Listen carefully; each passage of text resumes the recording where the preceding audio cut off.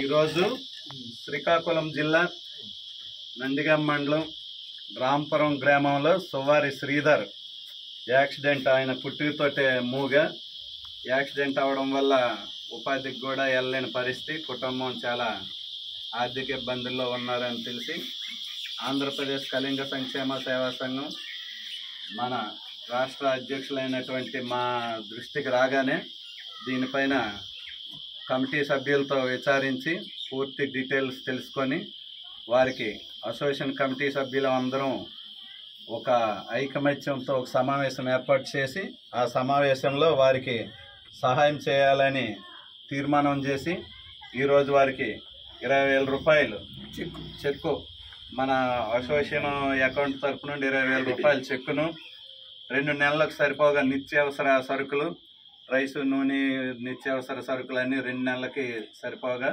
వారికి ఇవ్వడం జరిగింది. ఈరోజు ఈ కార్యక్రమం మన ఆంధ్రప్రదేశ్ కళింగ సంక్షేమ సేవా సంఘం తరపున ఏర్పాటు చేయడం జరిగింది.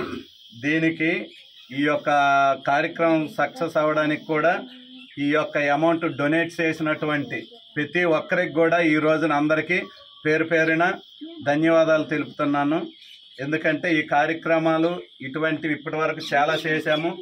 అదేవిధంగా ఇక ముందు కూడా మన కళింగ అసోసియేషన్ తరపు నుండి మేము వారికి సహాయం చేయడానికి సిద్ధంగా ఉన్నాం. అలాగే మన కళింగ కుటుంబ సభ్యులందరూ కూడా మనస్ఫూర్తిగా ఇలాంటి వారికి సహాయం చేయడానికి ముందుకు రావాలని, ఇప్పటి వరకు ముందుకొచ్చి సహాయం చేసిన ప్రతి ఒక్కరికి నేను నమస్కారాలు తెలియజేసుకుంటూ వారికి ధన్యవాదాలు తెలియజేస్తున్నాను.